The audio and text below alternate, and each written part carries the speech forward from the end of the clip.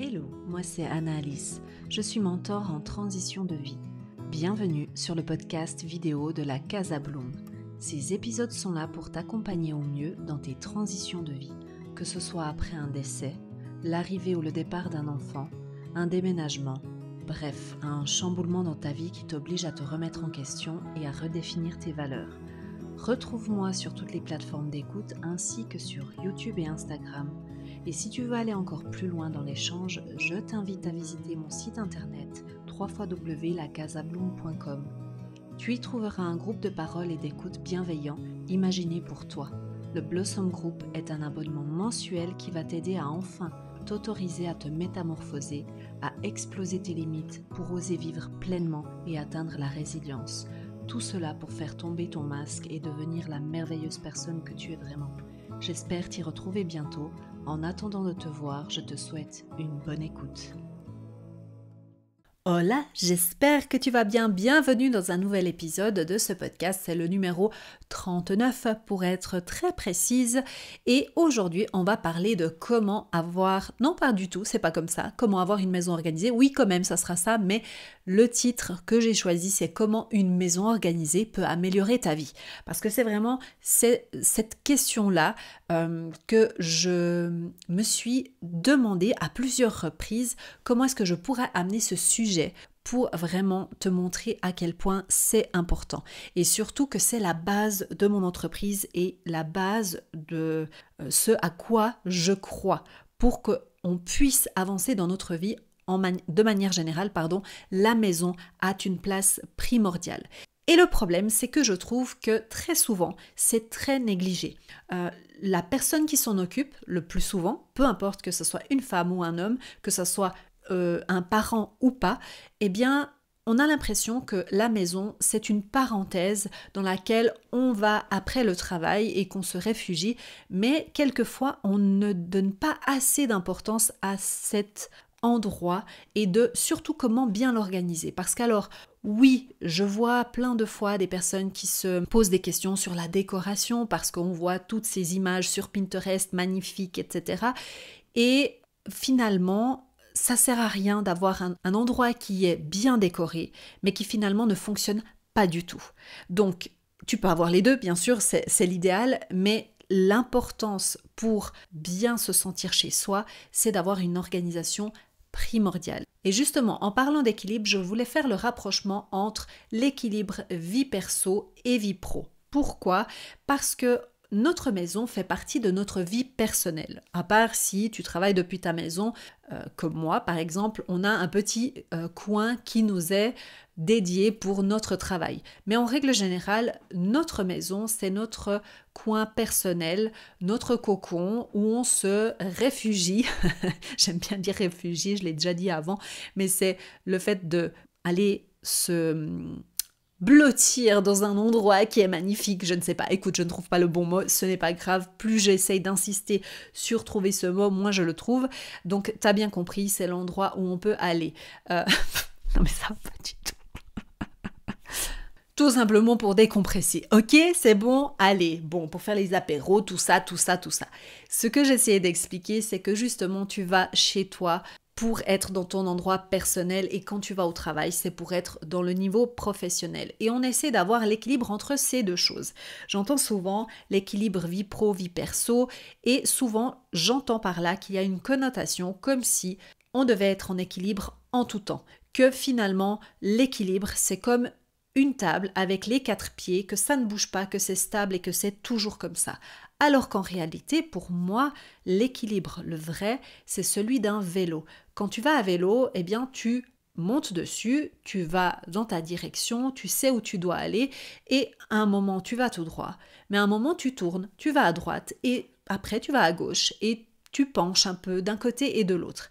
Et c'est ça que j'estime, moi, être l'équilibre de la vie, c'est-à-dire qu'il y a des moments où on se penche un peu plus vers l'organisation de notre maison, notre bien-être, etc., notre vie personnelle, et quelquefois, eh bien, on se penche un peu plus sur notre avenir professionnel, sur notre profession, sur nos collègues, etc. Et de temps en temps, on revient au milieu et c'est parfait pour nous.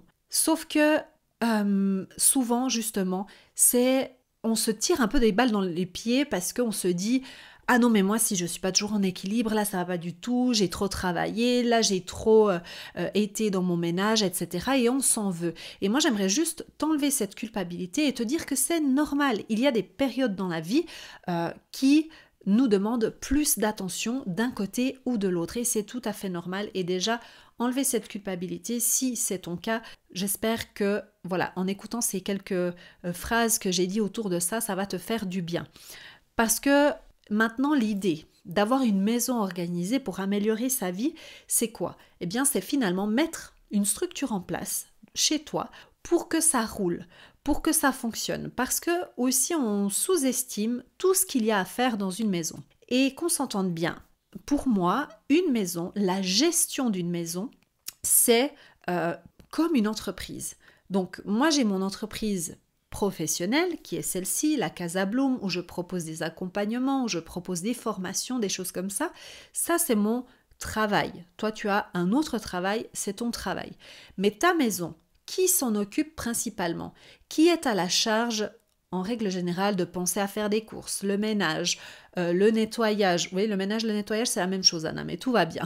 Tu vois que c'est quelque chose que j'ai envie de parler, hein, du ménage. De faire, je sais pas, qu'est-ce que j'ai dit déjà? Le repassage. Je suis sûre que je me suis déjà répétée, mais c'est pas grave. Enfin bref, de faire fonctionner ta maison dans tout ce qu'il y a à l'intérieur. Et pourquoi je dis que ça, finalement, c'est comme une entreprise? C'est parce que il faut, à un certain moment, décider, pas seulement de dire « Ah, c'est moi qui fais tout ici dedans, ok », mais le but, c'est d'essayer d'avancer avec ça. Donc, si c'est toi qui fais tout là, à l'intérieur, ça veut dire que tu es là où le CIO de ta maison. Tu es la directrice, le directeur, le chef, la chef de ta maison. Et une fois, je l'ai dit à une amie dernièrement, et ça lui a fait tilt parce que souvent, on a l'impression que notre maison, c'est le petit quelque chose en plus qu'on a à faire de temps en temps, bien que on a une charge mentale comme ça qui nous fait baisser les épaules et la tête. Et pourquoi? Parce que justement, on ne lui donne pas assez de place, assez d'importance.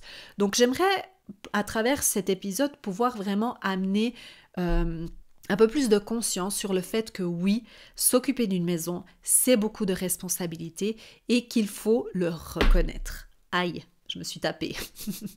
Et puis justement, par rapport à notre vidéo en particulier, notre épisode, de dire, voilà, on veut avoir, pourquoi est-ce que finalement une maison organisée va améliorer notre vie? Eh bien pour des choses toutes simples, du quotidien. Ça veut dire que une maison organisée, on va pouvoir trouver rapidement nos affaires. Par exemple, tout ce que tu as besoin, des documents, tes clés, tes vêtements.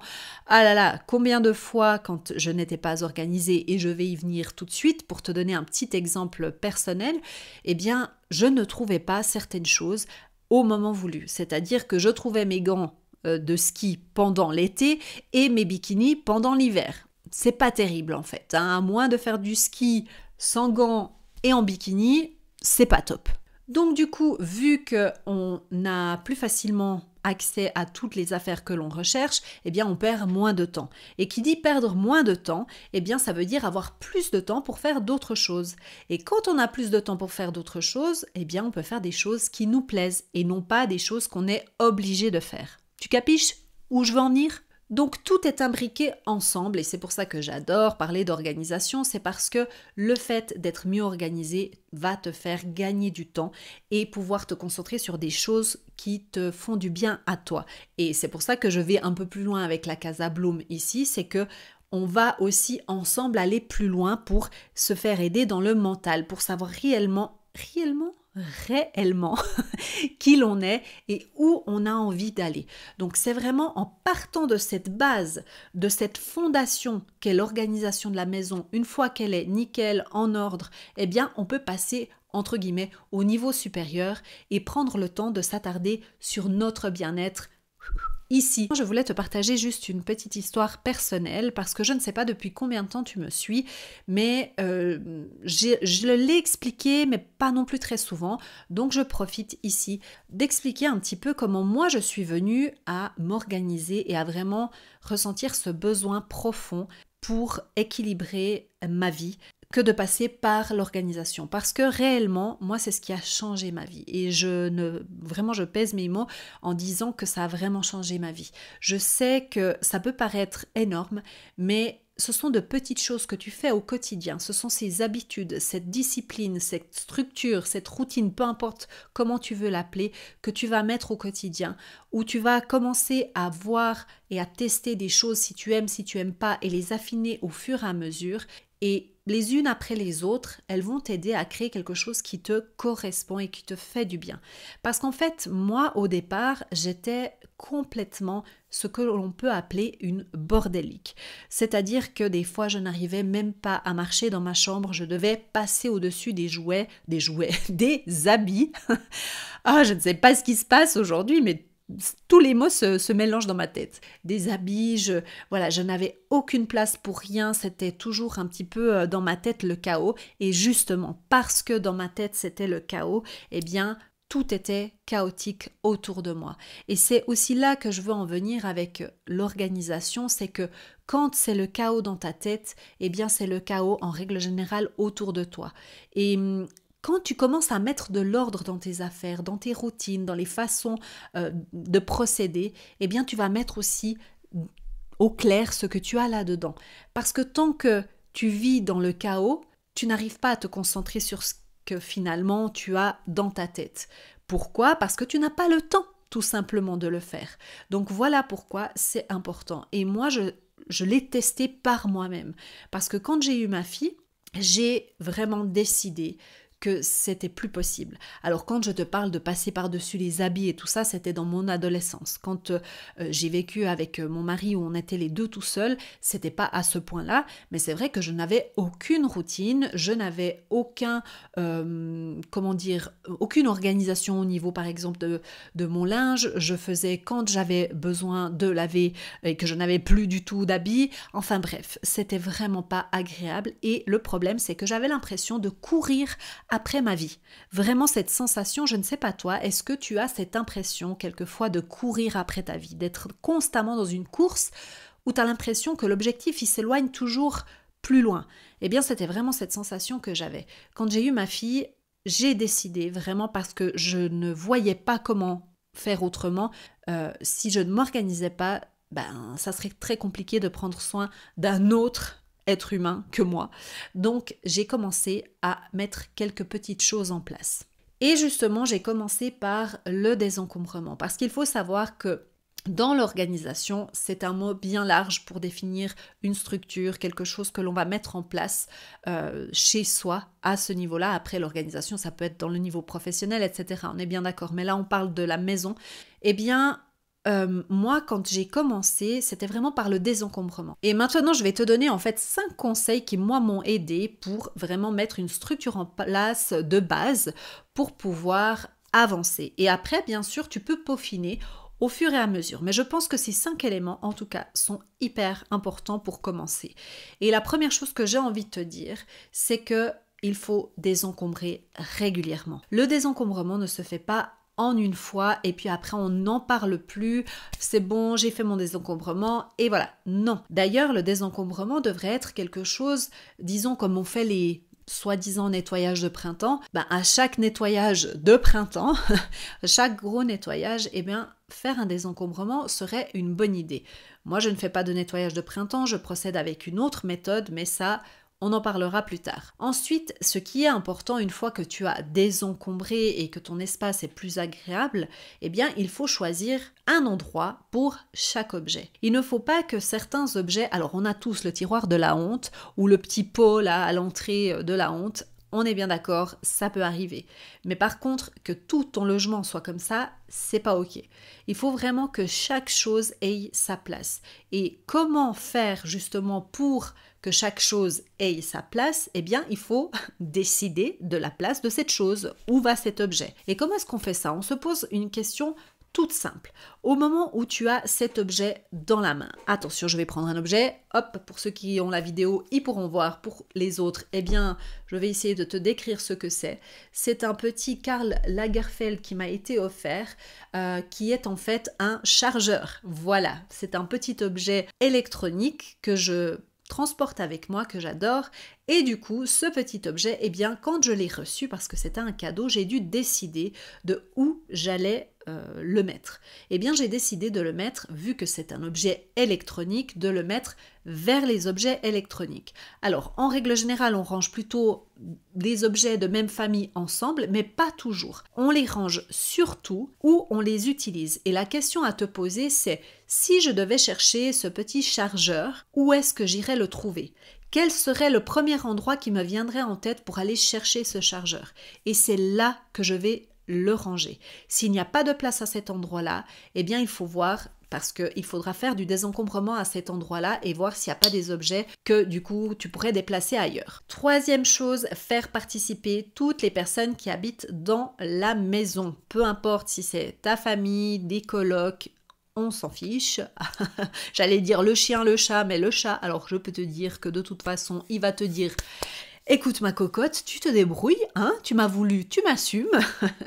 Mais toutes les personnes qui sont sous ton toit doivent participer au moins à quelque chose. Donc c'est vraiment une... En fait, il faut le prendre un petit peu comme un jeu, comme si vous étiez une équipe, et comment pouvons-nous attribuer des tâches à chacun selon leurs forces. Ok, on va pas essayer de absolument donner une tâche à quelqu'un qui déteste faire ça, alors que peut-être une autre personne adore faire ça. C'est rare, mais ça arrive. Ou en tout cas qui, voilà, ça lui fait rien de le faire de temps en temps. On va essayer vraiment de discuter et de trouver un accord entre les membres de la famille comme si on était une équipe. Parce que le fait de se dire qu'on est une équipe plutôt que c'est toujours moi qui dois faire ça, c'est pas possible, ou le prendre d'une manière négative, eh bien là ça va nous encourager plutôt à se dire allez, on est une équipe, donc on s'encourage à faire les choses. Voilà, c'est tout ce que j'ai à dire par rapport à ça. J'étais en train de penser à un truc parce que tout prochainement, je te sortirai une petite quelque chose par rapport à l'organisation en famille qui pourra t'aider à mettre toute une structure en place. Je n'en dis pas plus, mais c'est certainement une petite formation en ligne. Je ne sais pas, peut-être. Mon quatrième conseil, hyper important, c'est ranger immédiatement les choses après leurs utilisations. Comme on a décidé une place pour chaque chose, on sait exactement où cet objet va aller. Donc il n'y a plus de problème à se poser la question.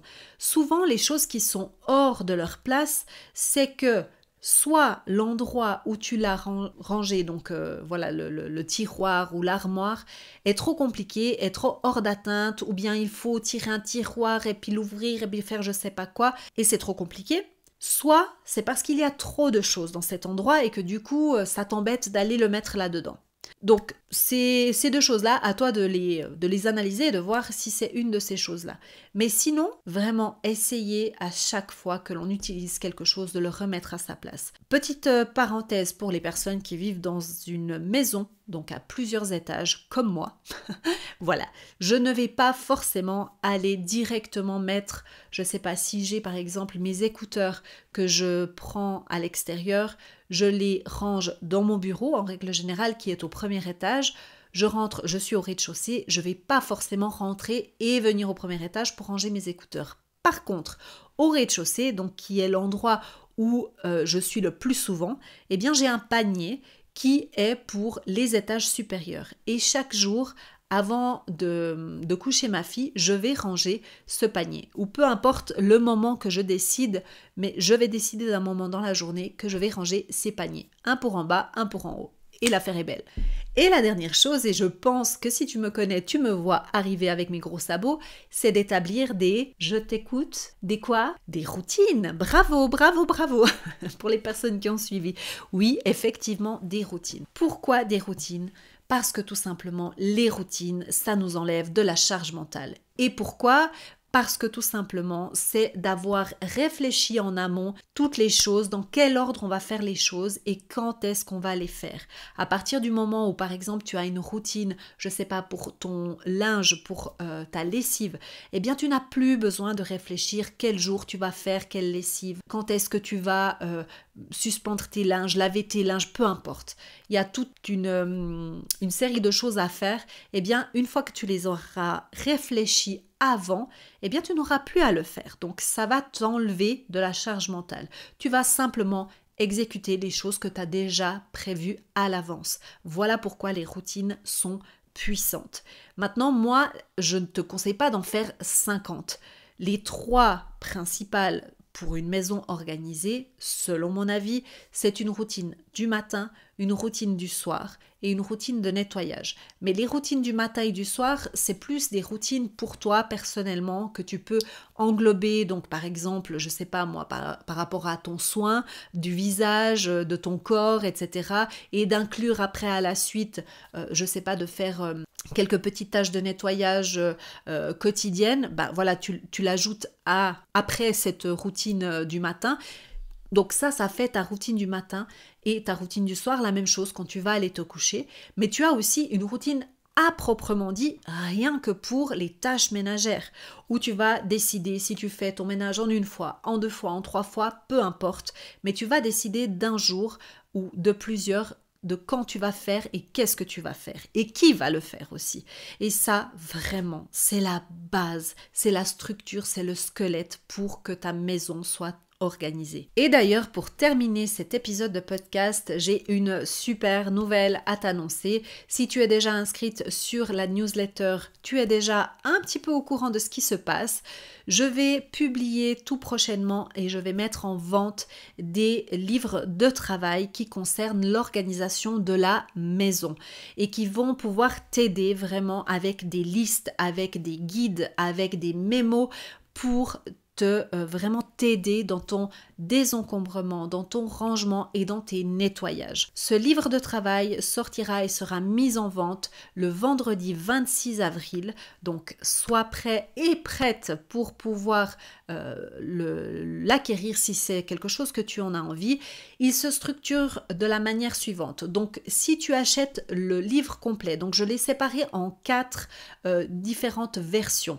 Tu as toutes les versions séparées par désencombrement, tu as un livre pour le désencombrement, un pour le rangement et un pour tout ce qui est routine nettoyage, mais tu as aussi le livre complet qui, du coup, son nom l'indique, a tout ça à l'intérieur. Donc désencombrement, rangement et nettoyage. Donc comme ça, tu as plusieurs options, plusieurs prix aussi, mais bien évidemment que si tu prends le grand livre de travail, eh bien tu as de quoi travailler pour vraiment organiser correctement ta maison et revoir les structures. Et ce qu'il y a de bien dans ce livre de travail, c'est que non seulement tu vas trouver des checklists, d'ailleurs la petite checklist que je t'ai offerte en guide pour une maison organisée fait partie de ce livre-là, mais tu en as beaucoup plus. Tu as d'autres checklists, tu as un guide pour savoir comment désencombrer et te poser les bonnes questions. Est-ce que je dois garder cet objet ou est-ce que je dois plutôt le donner ou le jeter ou le recycler? Il y a aussi plein de conseils pour comment ranger, où ranger,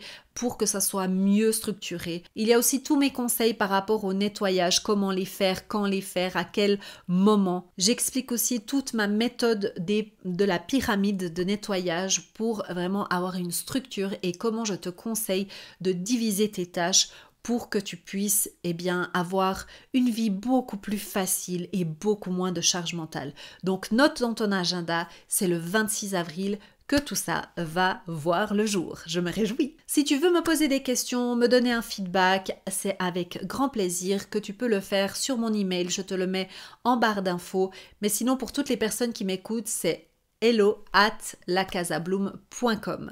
N'hésite pas aussi, si tu as des suggestions d'épisodes, à me les envoyer à cet endroit-là, à me retrouver aussi sur Instagram. Et pour moi, c'est tout. Et je te dis à bientôt. N'oublie pas de suivre tes rêves, car ils connaissent le chemin. Mouah, bye! Et voilà, l'épisode est à présent terminé. J'espère qu'il t'a plu. Si c'est le cas, je t'invite à mettre un petit pouce en l'air sur YouTube, à t'abonner à cette chaîne. Et si tu es sur les plateformes de podcast, savais-tu que tu peux aussi t'abonner ? Oui, c'est le cas. Et sinon, si tu veux participer à ce podcast et poser toutes tes questions et envoyer peut-être une note vocale, eh bien je t'invite à le faire à l'adresse suivante, hello@lacasabloom.com. Je te dis à bientôt et n'oublie pas de suivre tes rêves car ils connaissent le chemin. Ciao!